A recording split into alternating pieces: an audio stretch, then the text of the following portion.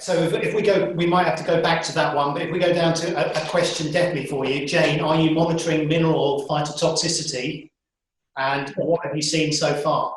Yes, we are, because we did a similar set of trials a few years ago and saw quite a striking phytotox system with OLEH. So OLEH is in the program this year, and we are monitoring for that phytotox system, which was really just a dark brown splodge on the leaves. I mean, quite aggressive. It was almost black in some cases. We have seen a tiny bit of it this year, but not very much.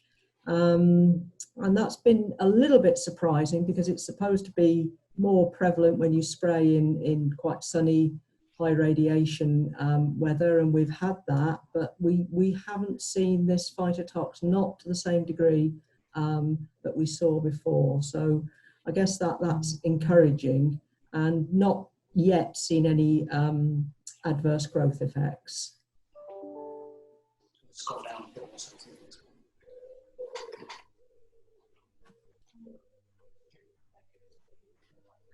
One more question.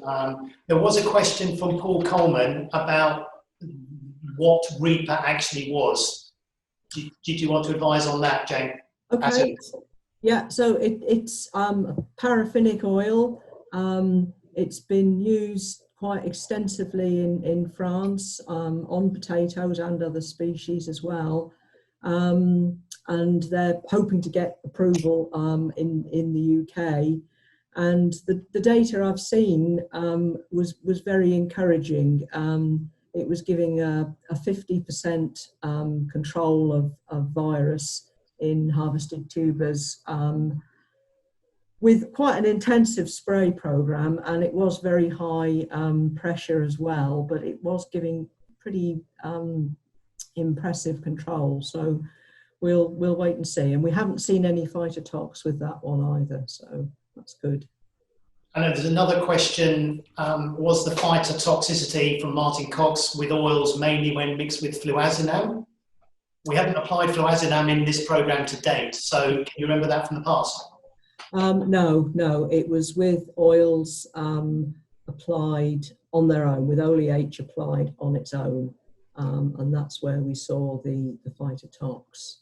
So it was an effect of the oil, but I mean, the plants grew out of it, and the worry was that it would affect the seed inspector's ability to properly inspect a crop. But I think, you know, even they were happy in the end with it. It didn't interfere with what they were looking for in terms of virus symptoms, so it was okay.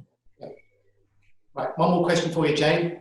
Just going back to the Reaper question, when insecticide is being applied, is this done at the same time, and are you mixing the substances in the same tank, or are you putting an insecticide on and then putting the mineral oil on afterwards? They're mixed. They're mixed. Yeah. Okay.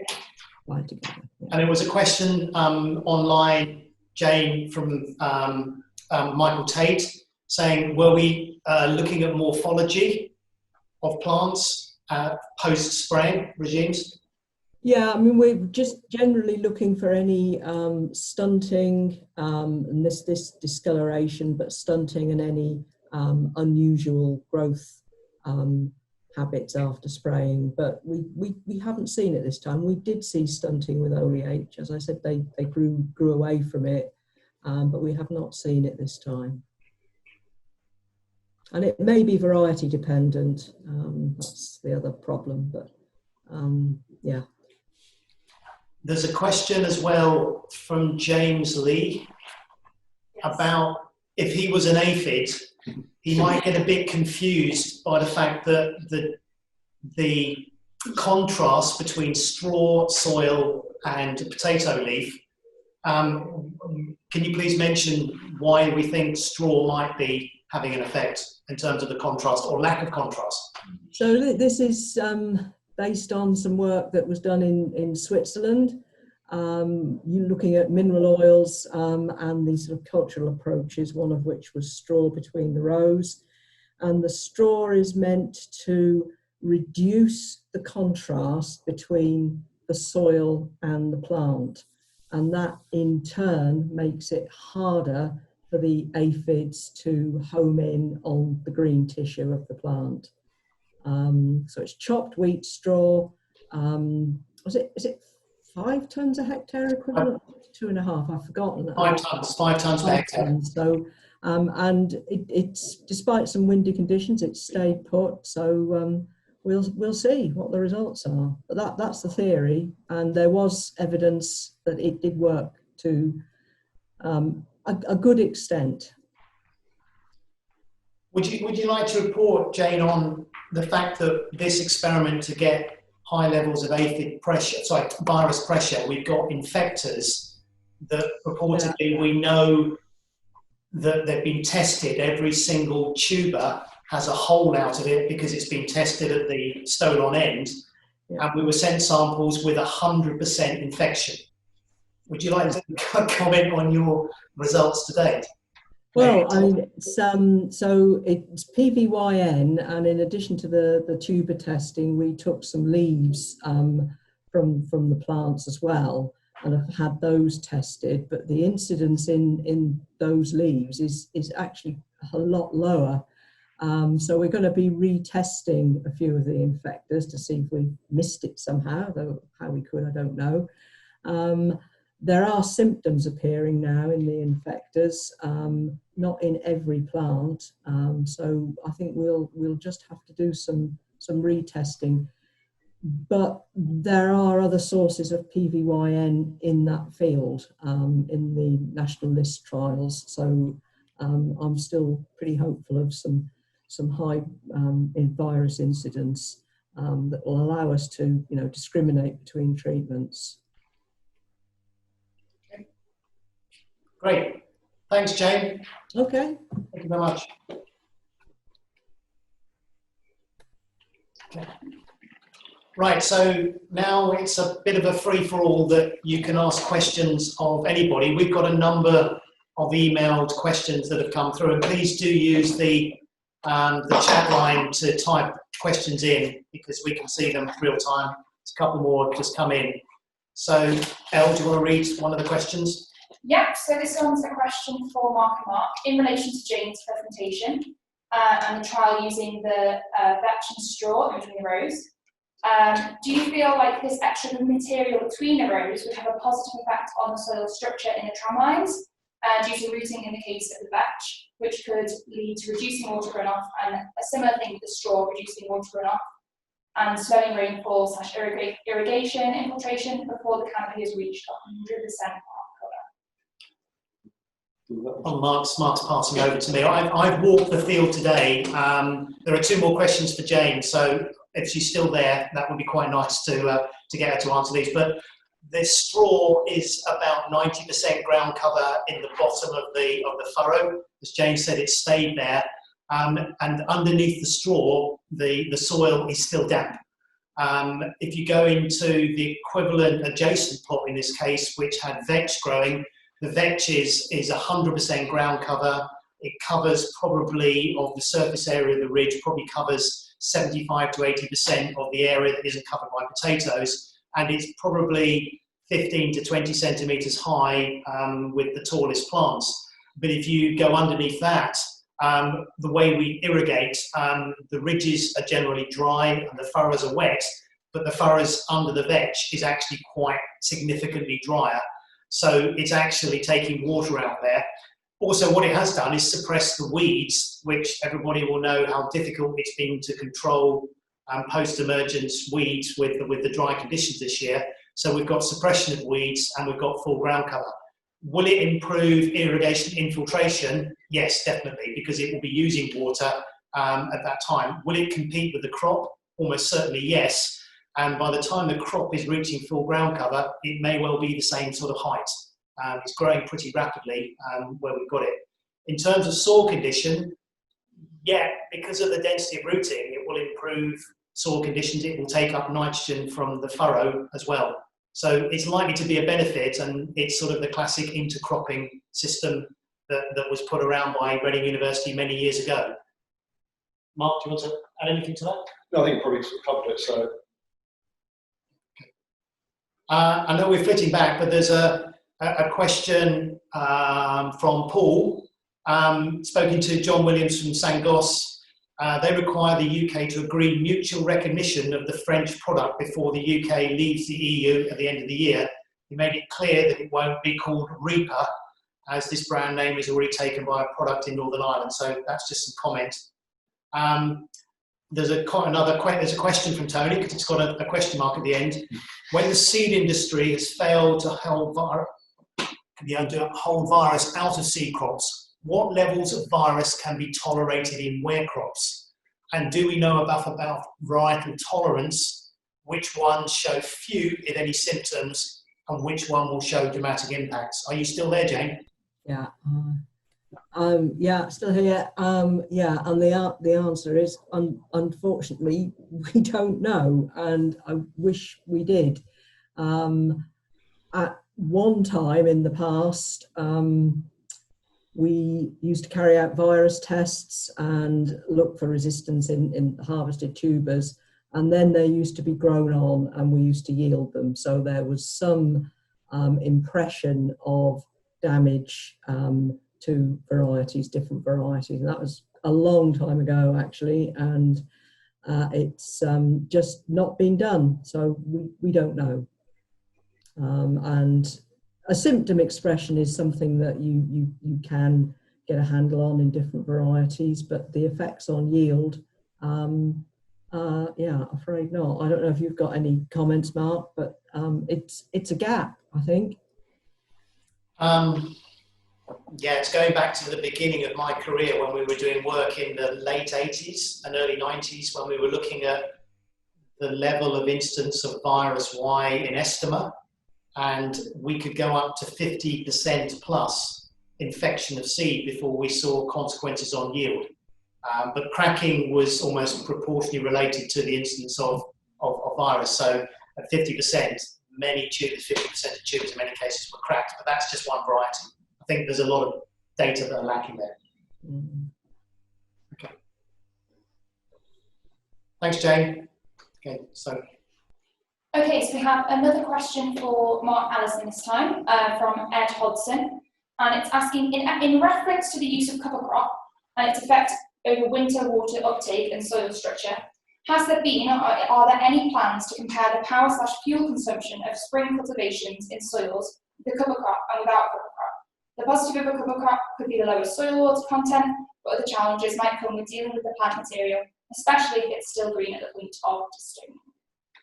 Okay, we have actually an extra slide. Click onto the PowerPoints. If you click onto the PowerPoints. Share screen. So we're just about to share screen with you so we can answer Ed's comment, and hand over to Mark. Okay, so we haven't got a huge amount of data. In fact, this I think is probably the only one we have. So this is some data from the Spot Southwest experiment, and Anne Stone from AHDB actually sat in the tractor while it was working, so putting across the field, and measured the fuel consumption as it moved from areas that had a cover crop to areas that had no cover crop. And essentially you can see the work rate hasn't changed on that slide, but the fuel consumption is reduced by about 25–30%. So there's definitely a saving in fuel in that particular example. We were planning to collect some more data this year, but since it involves someone sitting next to a tractor driver in a cab, we couldn't, unless it was a very large tractor, we couldn't actually get 2 meters away from them. So unfortunately, we've sort of missed an opportunity to actually collect a bit more data. But this, I think, is one of the perhaps added benefits of growing a cover crop. There's quite a lot of anecdotal data around saying that people have cover crops, no cover crops, and they say as you move from one strip to another, you can see the difference in basically how hard the engine's working, and in consequence, the fuel consumption. But it'd be nice to have a bit more quantitative data. Yeah, and to extend that, the level of debris that you've got is an issue We've managed to cover crop for 3 years at NIAB now, and it's incredibly difficult to get it to not grow too much, but to adequate and do the bit of work below ground that we're wanting in terms of root and uptake of water.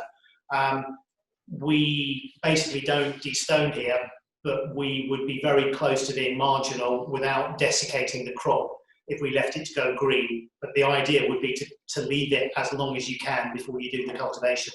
And some growers have experienced that problem, particularly this year. If Graham Skinner's here, he will know that he talks about the sort of lignified, very high carbon nitrogen ratio, anything to do with brassicas being just literally pine trees in the field following sheep grazing. We haven't suffered that. We've got a very low carbon nitrogen ratio in our fresh green crops here. So we haven't suffered the issues that some of you may have done.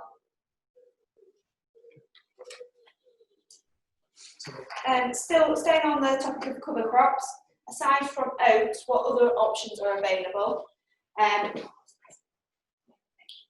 Could legumes be used to fix nitrogen as well as preventing soil erosion? Okay, so within the cover crop programme, so it's AHDB funded, we have actually looked at a range of cover crops which growers have used. So you've used everything from sort of mustards, through to EFA, multi-species cover crops.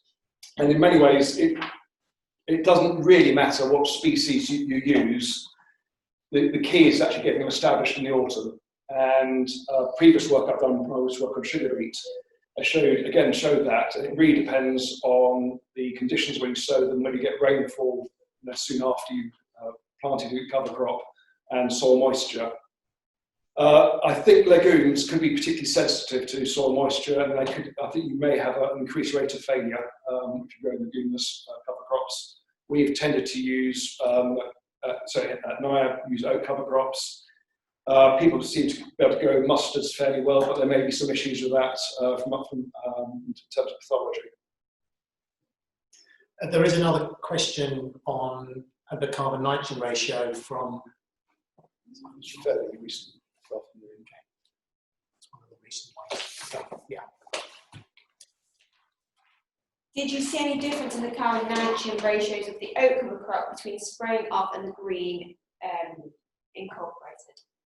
Do you see? Yeah, carry on. That's the same.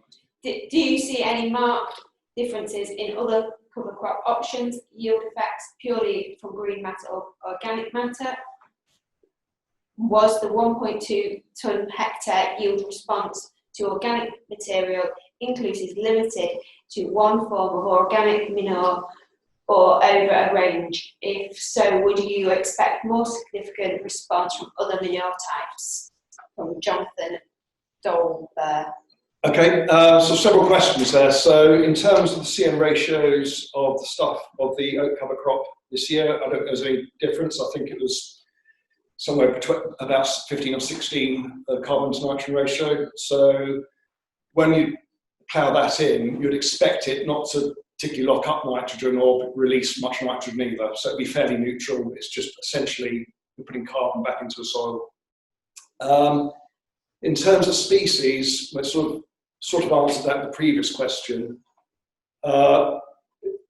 Generally speaking, the species don't have a huge effect from the work we've shown. So when we looked at the biomass of cover crops, you can see good and poor cover crops of all different species. So, for example, the data here shows that in 2019 we managed to grow an 8.2 tonne dry matter tonnes per hectare.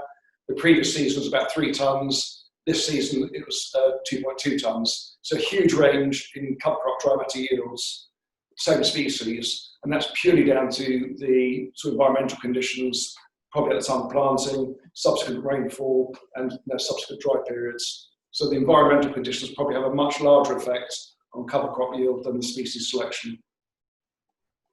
So the other question was about the organic amendments. Yes, so in that average of 1.9 tonnes a hectare, that was actually averaged over a whole range of organic amendments, so ranging from sort of municipal composts to straightforward organic manures.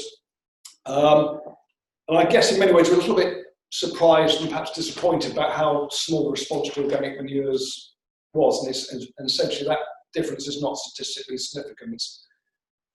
And we don't really know why.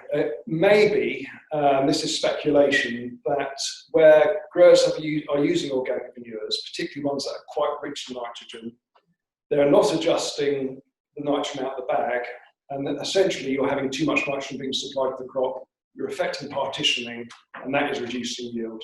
So there may be some of that sort of counteracting the benefits of organic manures, because you actually just got too much nitrogen floating around the system. That is speculation, but it'd be something worth looking at. Okay. Right. A question?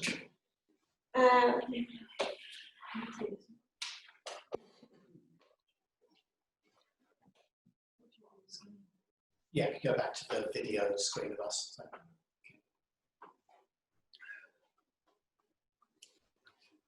Any more related to soils or Mark? Yes.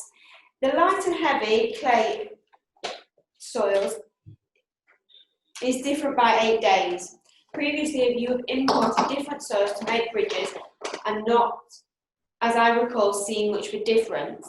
What do hypotheses in the driver of the 8-day difference soil structure, Claudia, soil moisture, or something else? What is the difference in stem numbers as a result? Okay, so that's I think a question from Paul Coleman. So in response to that question, we actually dug out the annual report from 2008, which is the data Paul referred to. And in fact, we did see a difference in emergence in that experiment. It was between the best, the quickest emerging, that was on a peat soil, 28 days after planting, to the heavy clay soil, which is about 35 days. So that's, again, a week difference. So there is a difference in that experiment.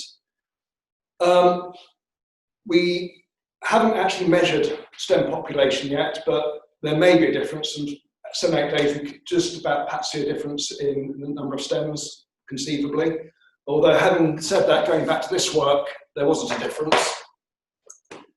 And as for the mechanism, I guess, again, the straightforward answer, we don't know for certainty. We are planning to measure things like bulk density and porosity when we take the first yield digs out of the reference crops, which is in a week or two's time. So hopefully that may give us some answers as well. Having said that, again, going back to these old data, the two extremes actually had very similar bulk densities. So the peat soil and the clay soil, both, one had a bulk density of 0.75, the clay 0.93, so both pretty low. And I guess it was the clay soil was just cloddy, so you had a lot of air voids in that soil, and probably a consequence of roots not being accessing water readily. And that could be the key driver in that difference we're seeing. Again, this year's experiments may help us answer that question. Moving to Mark.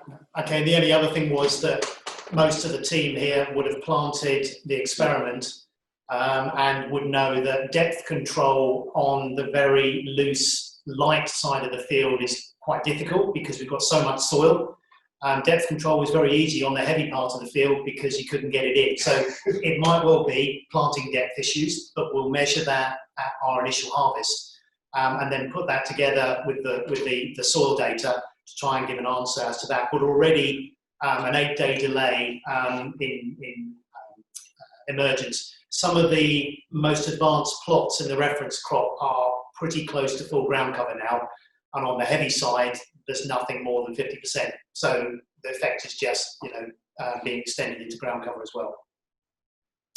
Yeah, just to follow up from that, an 8-day delay in emergence, I mean, very roughly, if you can't stick too many days on at the end of the season, that is starting to equate to 6-7 tons of yield loss. So that is quite a significant effect.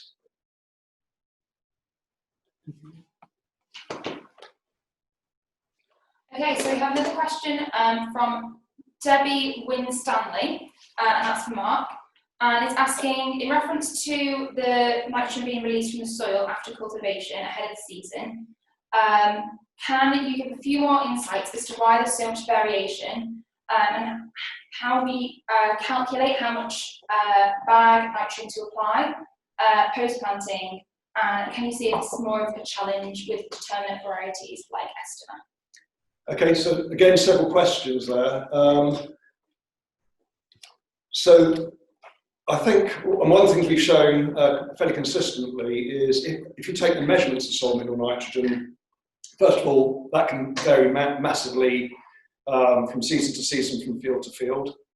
If you then measure the optimum nitrogen application rate in those same fields, that can vary massively from season to season, from field to field, variety to variety.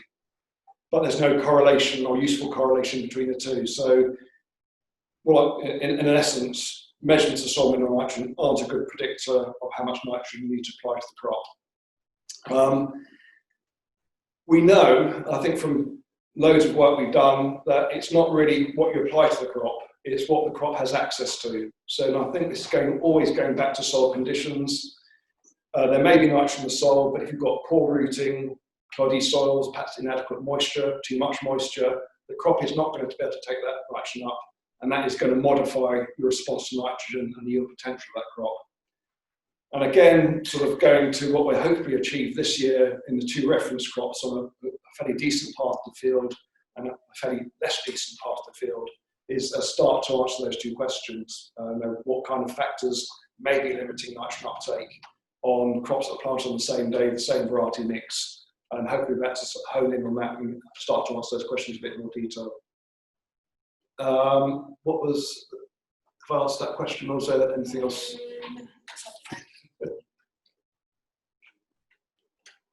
You address the determinate variety. Oh yeah, well yeah, in terms of variety determinacy, I would guess, and I think again we've got good data, that for a determinate variety, if you put too little nitrogen on, you can get a big yield hit.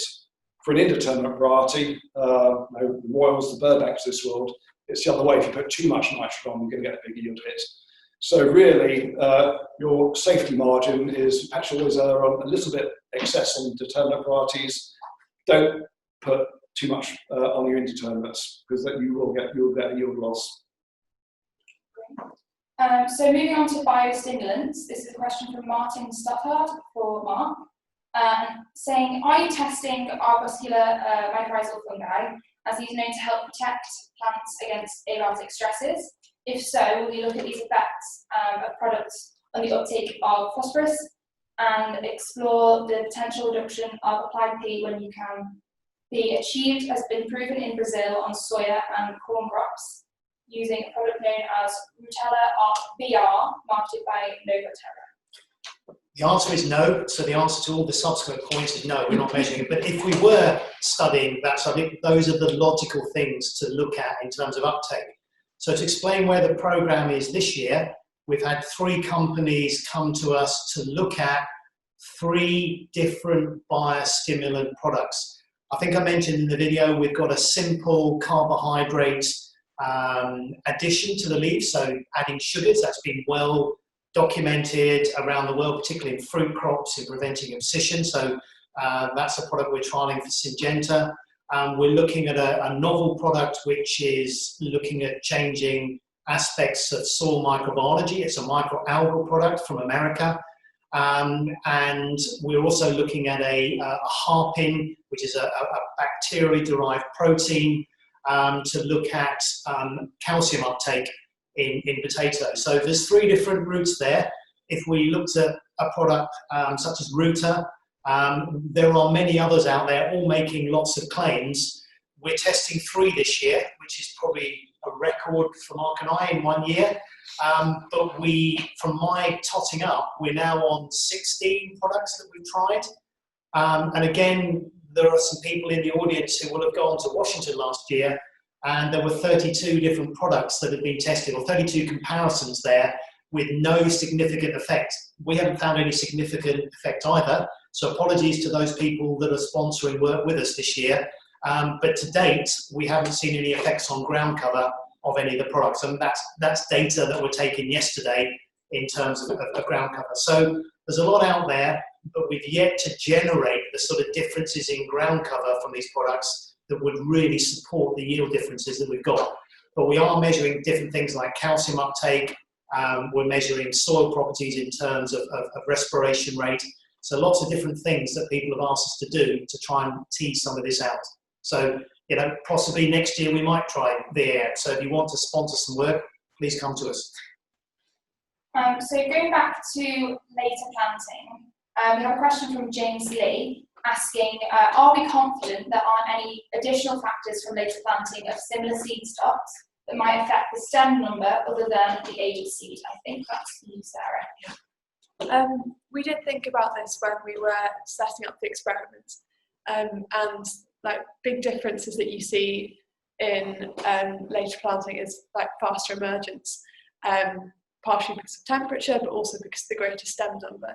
But we're fairly confident that there isn't anything else that's going to affect stem number, the thing we're particularly interested in here, in regard to just planting a month later. So we think it'll be okay. Okay, so we have another question for you from Mike's Story this time, and saying, again, this season's so far very little difference in seed stock performance apart from, as you mentioned, seed size. What do you think are the reasons for this? Is this limited to a range of commercial seed stocks being tested, and are they being grown to spec and perform similarly? And would this happen if the same storage treatments were imposed on stocks with far greater range of seed ages? Yeah, so that's a question in relation to the AHDB seed stock and agronomy project. So yeah, we do think that we probably have a slight bias towards good quality stocks in the project. If you look at previous year's data, we've seen that none of the stocks have been particularly diseasey, for want of a better word, when they enter into the storage programme. Thanks. We can show Sarah. No. So we do think we have quite good quality stocks being volunteered for the programme, because the inclination of most of us is to present our best when we're asked to provide material for an experiment. So we think there probably is some bias there. And McCain provided the Royal and the Innovator seed this year, and they will have internal specifications. I don't know precisely what they are. That's probably a trade secret, but presumably they're trying to grow the best quality seed that they can, so that they can then produce products throughout the year from it. In relation to seed age, if you stored seed seed of contrasting age, so very young seed and very old seed, under the storage conditions that we have, I'm not sure you would see huge differences, but partially because we haven't got huge differences in the storage conditions. If the store is slightly warmer, then I would expect older seeds to have like maybe, I don't know, a few more stems than they would have had stored slightly cooler. But I think that's the main difference that you'd see, like slight increase in stem production in the older seed at the warmer stores, but you'd also get younger seed producing more stems too, just not quite as many. Okay, so we've got another question for you from Debbie Winstanley, and this is relating to blackleg and things like that. And she's saying if there is really not that much difference between the commercial stocks, then the damage that is seen every year could be related to the transport of the seed in big bags and the seed in bags sitting around. And she's saying if you can demonstrate that, can you change the culture? So what do you think of that? Yeah. So that is a really excellent point, Debbie, thank you. We tried to set up an experiment looking into exactly that this year. We were hoping to get hold of a good stock and also a bad stock, and to test the effect of both disease development by storing it for between like maybe a fortnight in a big dumpy bag, and then planting it and then seeing how they grow and see what differences that storage condition made on the crop. Unfortunately, it was really hard to get hold of things this year because of COVID-19. Going to be the first one to play that card. And And its second one, Mark played it already. So we hope to run this experiment next year to see if the period of storage immediately prior to planting has a big effect on how diseases can develop in the crops. But it will also depend on the quality of the stock to start off with, which we think is probably higher than average in our experiments. That feeds very nicely. There's a question come from Martin Coxon about harpin and blackleg, and this leads from where Sarah's coming from, in that we have an experiment or two experiments as part of the BBSRC grant on a blackleg decision support tool led by Ian Toth at JHI. And one of the things we have done, courtesy of Greenvale, we've managed to get some really highly infected material in terms of the Pectobacterium loading on the surface of some stocks of jelly.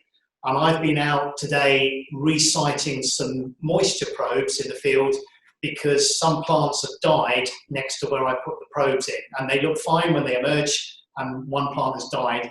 So we've certainly got blackleg in the blackleg experiments, which is fantastic because last year we didn't. Okay, thanks, Paul. So we've got great stocks. We've got extremely high loadings of Pectobacterium on one stock, a low level on another, and we've got some mini tubers in the experiment from a different variety to ostensibly see whether we've got any blackleg. Now, I've walked around that experiment today, and the high stock does seem to have got quite a lot in it.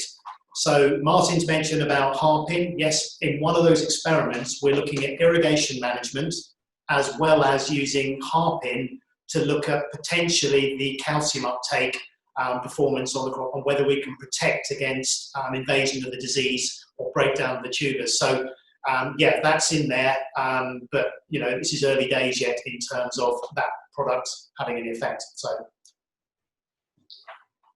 Great, so we have another question from Tony Bambridge, which is asking, when the seed industry has failed to hold virus out of seed crops, what levels of virus can be tolerated in ware crops? And do we know enough about the varietal tolerance, which ones show few, if any, symptoms, and which will show dramatic impact? I think we've done that one. Yeah, Jane did that one. We'll see if we can get the same answer out of Jane that we had before. Yeah, we'll do that one, yeah. Yeah, same answer, unfortunately. Same answer, great. We don't know. Wish we did. Okay. Any more questions? Have we had any emails? They're all emails. Yeah. So emails. Can you? So we've got one more email. Okay. Which was from James Lee, and it asked, why do the teams continue to use quadrats for canopy cover assessment rather than digital tools, e.g. Canopio? If quadrats are more accurate, why aren't they being suggested to be used for them for crop modelling purposes? Right, so I have already briefed our two newest technical staff members, Lauren, who's been here for 6 weeks, and Elle, who's been here for 2 and a bit weeks, and they are now experts on using the grid. We are also using basically a data entry system for plot trials, courtesy of Crop Foresight. And I just asked the two ladies to give a description of what they're doing and why we still continue using the grid. So they've been briefed on this because I didn't want to drop it on them, real time. So they've got their answers. So Lauren?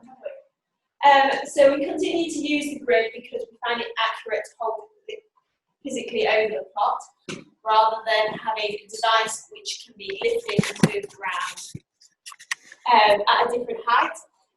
We have found that with the app, that if you can't go to a certain area, you have to walk around the whole field, which is fine for some experiments, but if you want to just pick out a set place, you do have to put in all of the data around it as well, which you continue to have to do that with the parameters as well. Yeah, and the other thing was, as we're coming later on in the season, we have more complete crop cover, Yes. where we have things that are mostly 100%, but then we have a few that are a bit less. It's obviously a lot faster to count.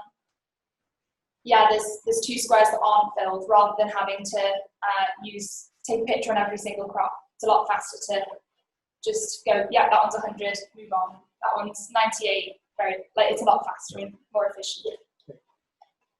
Great. Okay. I'm going to add to that, in that if you can pull my emails up, and unfortunately we won't share the screen. So if you click on my emails, there, I will share a screen if we go down. And what it is an image of how advanced we are here at NIAB CUF. And if you just click up a bit more, go right up to the top. And then this is an email to me. If down Mark Stone, so come down a bit. That one perhaps. I think it's the last one, yeah. You click onto that one, click onto that, and then there should be, maybe it's not that one. No, it's not. It's taking a while to I think open. it's the one before. Okay. Okay, no, it's not that one. That's the one that Mark sent. So We've now crashed Outlook. Please bear with us. okay, bear with us. So we might get back to it. We think we've exhausted all the questions that have been sent. There's one more that's appeared there. Okay, there we go. Can we share the screen? Yes.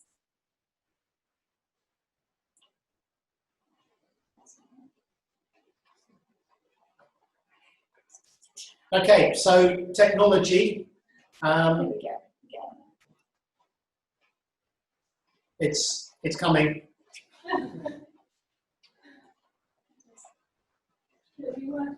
Okay, it's going to be worth it. So there we are. So use of the grid, basically with wet hands, identifying diseases, pushing little beads across on a steel bar works for us. And we've yet to find, after many years, a more suitable method. So yes, we're not Luddites, but at the end of the day, we've got a repeatable method with the ground cover grid. So yeah, we're not just showing that we are capable of moving with the times. We've got some tools that really do work and save us time. So,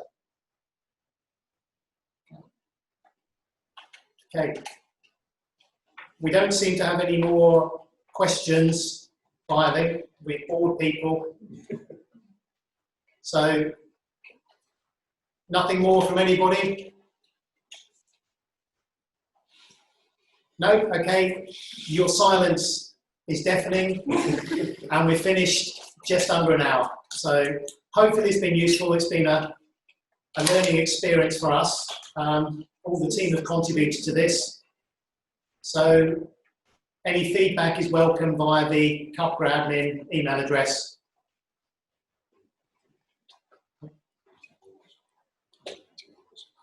Yeah, Mark's asked me going to repeat it in August. Well, yeah, for those of you aware that we're actually moving slightly forward this year because of serials events and other clashing events. So the 28th of July, if nothing changes with government policy, we'll probably repeat this all over again. So whilst we won't do the background information, we'll try to put a bit more of the data together on slides so that you'll see a real-time effect, and that's a novel thing for us because we probably have never done that. So we need to get the data turned around quickly from harvest and so on, and we'll update, you know, in terms of where the crop has got to. But as a summary, we are now the 16th of June, and we've got crops at 100% ground cover that emerged 4 weeks ago. So it's normally 6 to 7 weeks in getting to that stage where we've got some great potential for our crops in the field this year, as we said last week.